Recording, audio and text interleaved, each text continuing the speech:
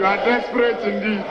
You are desperate for a win indeed. Is that all? You are desperate indeed. If the desperation do you so,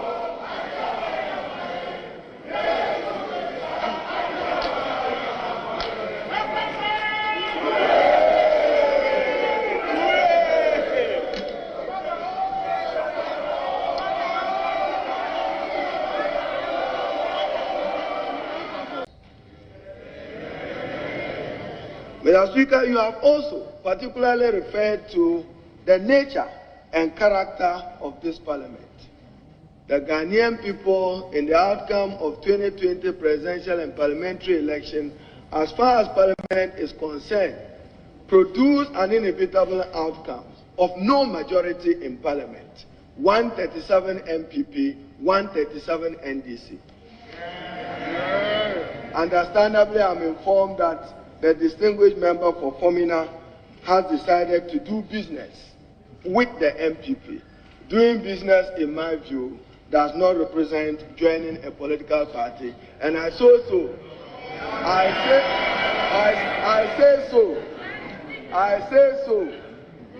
within the context of Article 97 and guided by that authoritative statement of Cross on rules on interpretation when he says the expresso unius rule.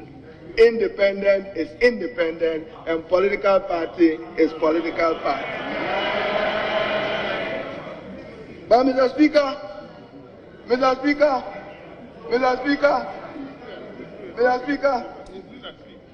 whilst congratulating you,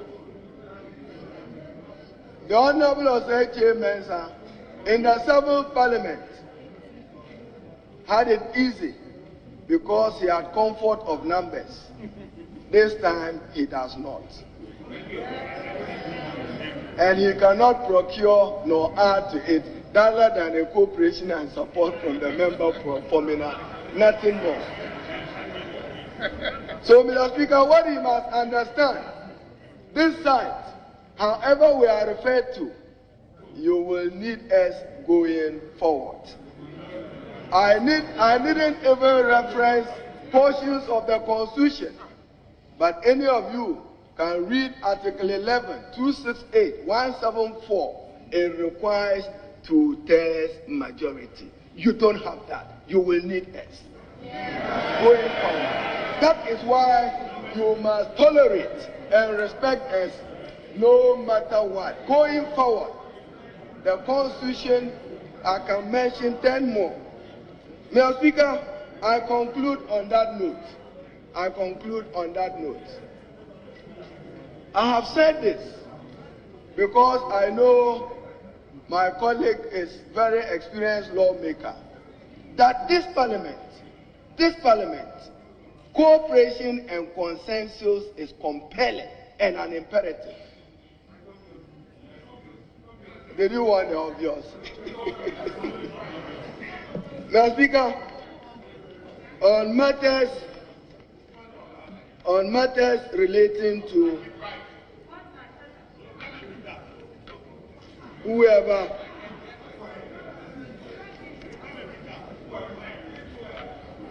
invited the military to the chamber and onto the floor, going forward, we will demand an inquiry to it in order that it never ever happens, as you have assured. Because it's only democracies that have parliaments, and we have a duty jealously to protect our democracy and to grow our democracy. Parliament remains a forum, as I have repeatedly said, where right and wrong is debated. Mr. Speaker, the Ghanaian people voted in December that when we debate right and wrong, let right prevail and not partisanship. And that they want to see an end to the divisiveness in our country. They want to see an end to the polarization in our country. They want to see an end to the excessive partisanship of our country. And that we hold strong together our democratic values and ethos. Mr. Speaker, I can only wish you well, wish you every success, trust that you will moderate debate, impartial and neutral as you indicated, rule on matters of procedure. But Mr. Speaker, I cannot conclude without saying that this House, and probably I'm sure my colleague will touch it, we will have to take a rapid action on our rules of procedure and standing orders. I must admit that we are almost at the concluding stages of adopting new standing orders to ourselves. Thanks to the Honorable Oseche Mensah and Professor Okwei as Speaker of Parliament, I recall the last meeting chaired by First Deputy Speaker of Parliament. But Mr. Speaker, to assure my colleague, we disagreed only on matter of procedure, whilst it was his argument that we could adopt it merely by resolution. I reminded him, and Mr. Speaker, I'm compelled to quote Article 11(7) of the 1992 Constitution, that it was my view, and Mr. Speaker, with your indulgence, I quote, and I'll be ending just on that note. Mr. Speaker, Article 11 is on the hierarchy of the laws, and 11(7) reads, any order, rule, or regulation made by a person or authority under a power conferred by the Constitution or any other law shall be laid before Parliament, be published in the Gazette. More importantly, satisfy the mandatory 21 days. So it was a matter of procedure, and to assure him that I have no objection, neither do colleagues on my side have any objection to us adopting improved new standing orders for this House. So we should pursue it with rapid action. What the disagreement was the procedure for its adoption, whether it should go through the requirement in Article 11(7) or by resolution. So, Mr. Speaker, once again, I want to congratulate you. I have faith in you. I have known and worked with you, and I trust that at the end of January 2025, if God gives you good health and long life, and you serve this country with wisdom and experience, our parliament and good governance architecture would only be the beneficiary of your enormous and parallel experience. But you owe it, Mr. Speaker, to the President and the people of Ghana to work to advance the progress of Ghana. Once again, congratulations.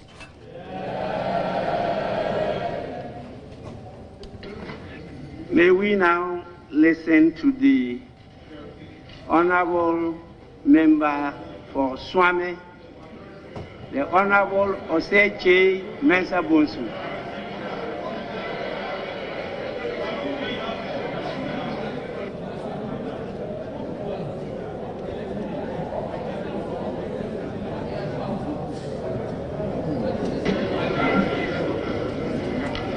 Right Honorable Speaker, on the occasion of your coronation as the Speaker of the 8th Parliament, I rise on behalf of the Majority Caucus, soon to be the Speaker,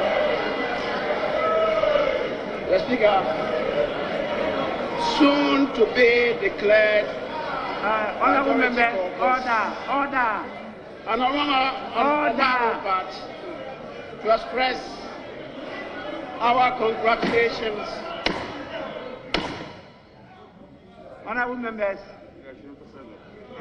let me repeat.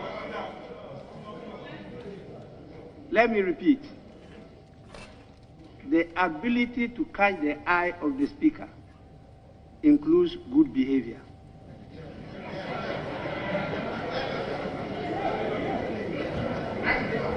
And so I'm taking note of the happenings in the House.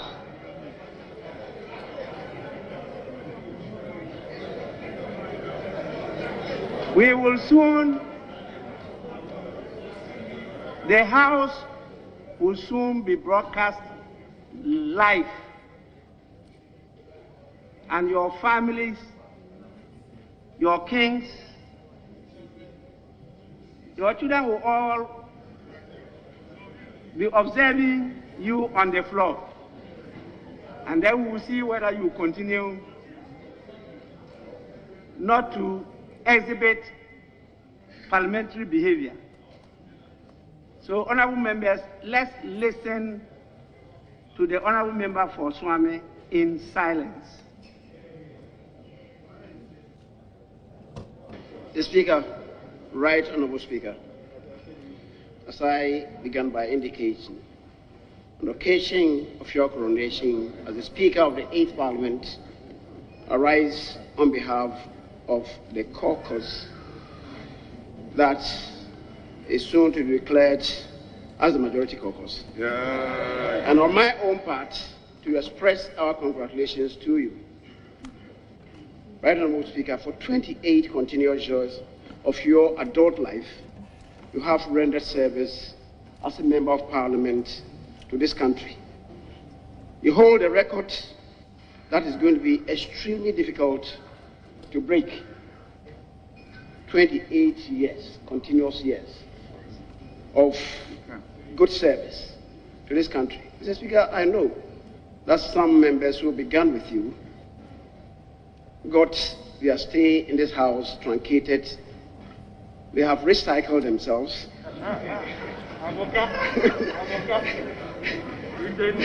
Mr. Speaker, I don't know.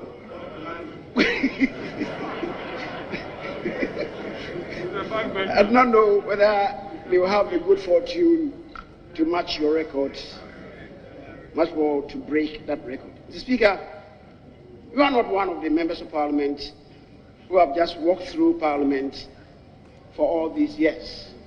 You have positively impacted the development of parliamentary democracy since entering Parliament.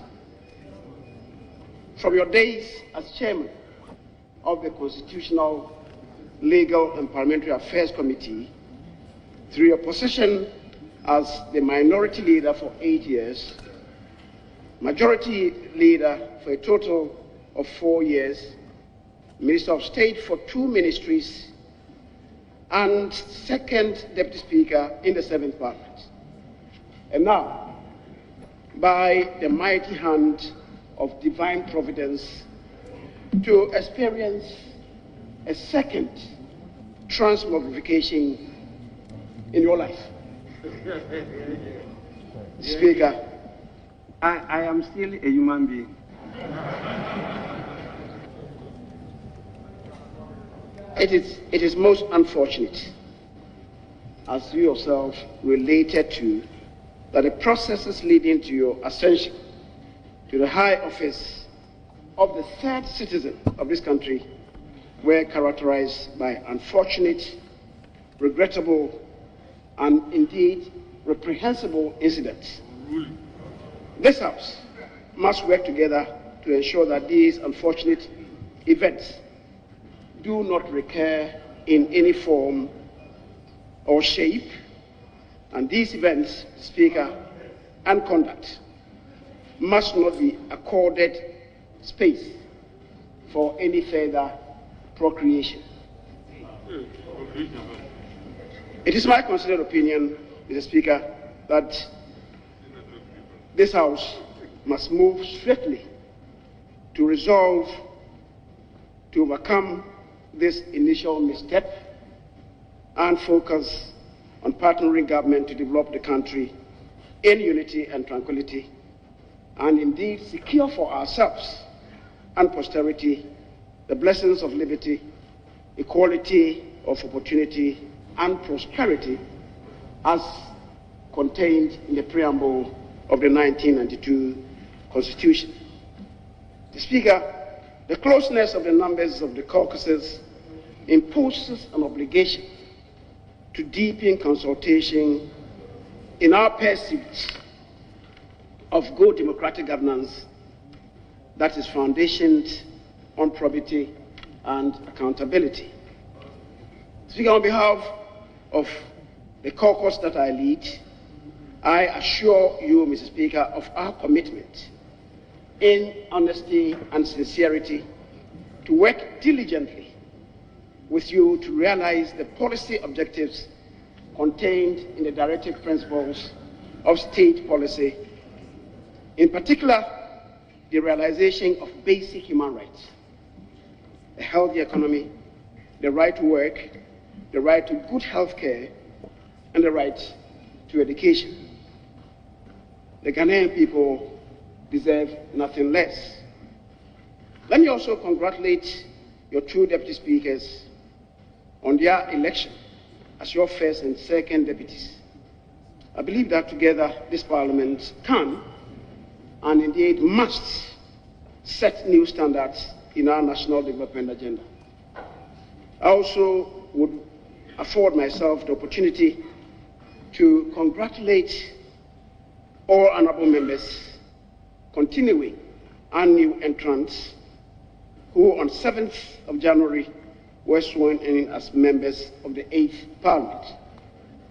I believe the members would apply themselves to the duties and functions of members of Parliament, including, in particular, as the Speaker, you have once again related to the duties of representation, deliberation, information dissemination, legislation, power of the purse function, oversight, conflict resolution, ratification of treaties, protocols, and conventions.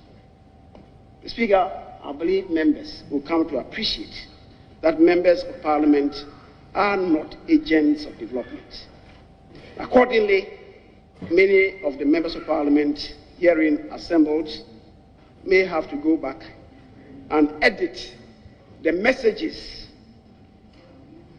on their billboards and commit themselves to the functions of Parliament and parliamentarians, the Speaker, which does not include development, that is, acting as agents of development. Mr. Speaker, this is your maiden statement in the House, and in the spirit of cooperation and collaboration, it will be inappropriate to attempt to litigate even portions of the statement that you made, in particular relating to the figures that you quoted as having supported your election.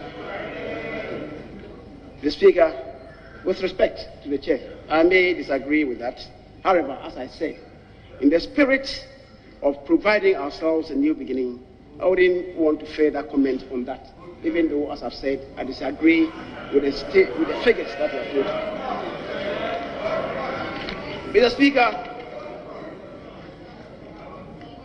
in the 7th Parliament, even in the hugeness of numbers that we had, that is 169 as opposed to 106, the then majority on any typical day needed the cooperation and indeed the collaboration of the minority, especially the leadership of the minority. And Mr. Speaker, we did just that. Mr. Speaker, in the history of this Parliament, I'm not aware of any leader in this House who has reached out to the other side as I have done. My colleague, the Honorable Cletus Abuka is here. Mr. Speaker, you yourself, you are here. I will testify that in the history of this Parliament, if you open our eyes wide, we know the consultation. My colleague, the minority leader, the former minority leader, the Honorable Haruna Iddrisu, would attest to that fact. And that is notwithstanding whatever people say outside.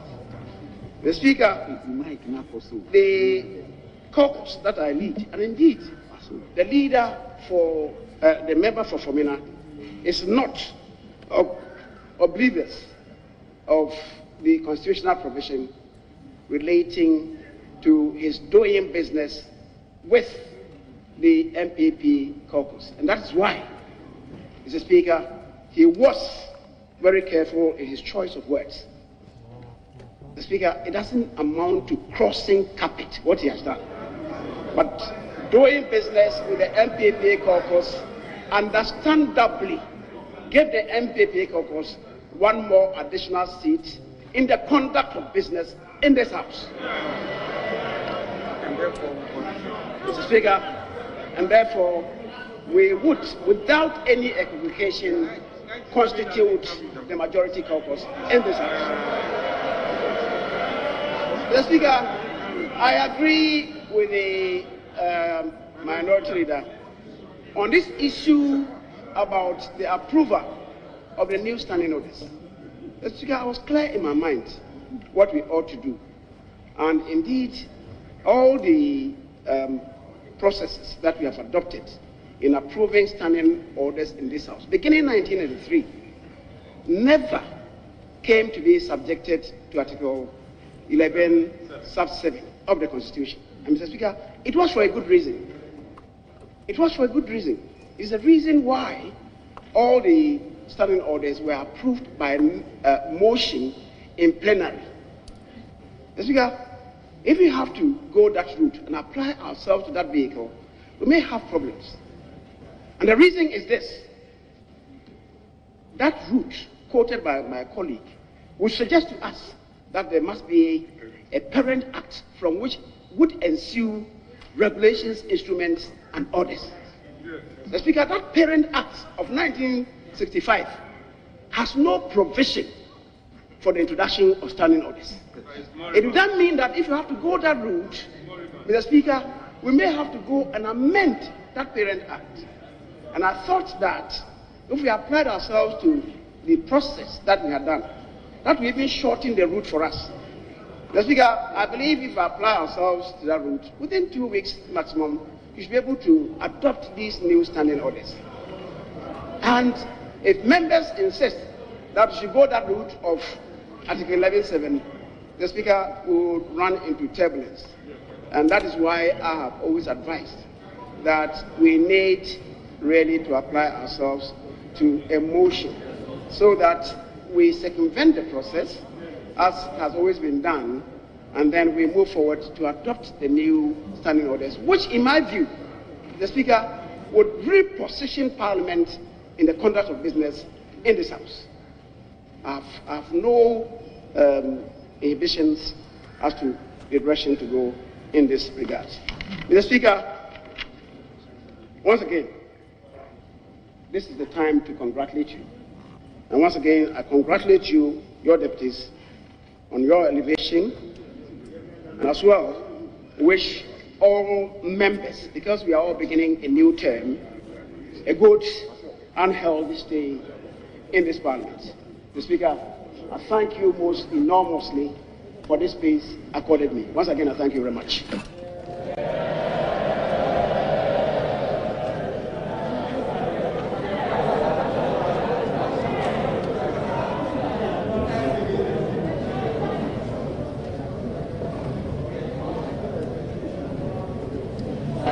Honorable members, I received a letter from one of your colleagues, the Honorable Andrew Esiema Amwako, the Member of Parliament for Fomena constituency.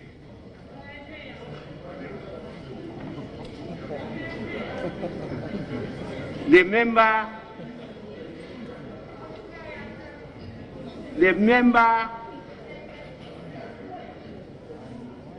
that is holding the balance in this House. I have the letter in my hands and I'll proceed to read the contents to all of you.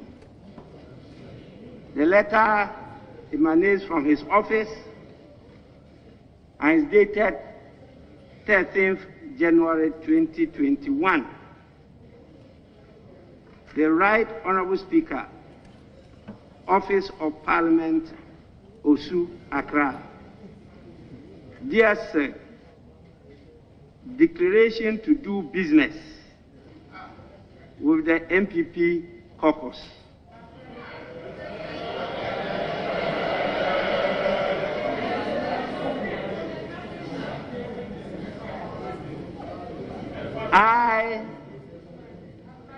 Andrew Esiema Amwako, an independent member of parliament for Formina constituency, and now the second deputy speaker for the 8th parliament, do hereby declare that I shall, for purposes of transacting business in the House, associate with the MPP caucus in the same parliament. For the avoidance of doubt, I do hereby affirm that I shall cooperate and collaborate with the MPP caucus in the 8th parliament. Dated this 13th day of January, dated this 13th day of January 2021. Yours faithfully, signed, Honorable Andrew Esiema Amwako, MP, Formina constituency, and copy to the leader of the MPP caucus. Honorable members, with this official declaration to the House will accord him the space to do as he has stated. Whatever he said outside was of no effect so far as the business of the House is concerned. And therefore, he had to do it officially for it to be read and captured in the Hansard. And so what we have now, you have the New Patriotic Party wing or caucus in Parliament, together with the independent member of Parliament from Formina, and they now constitute the majority group.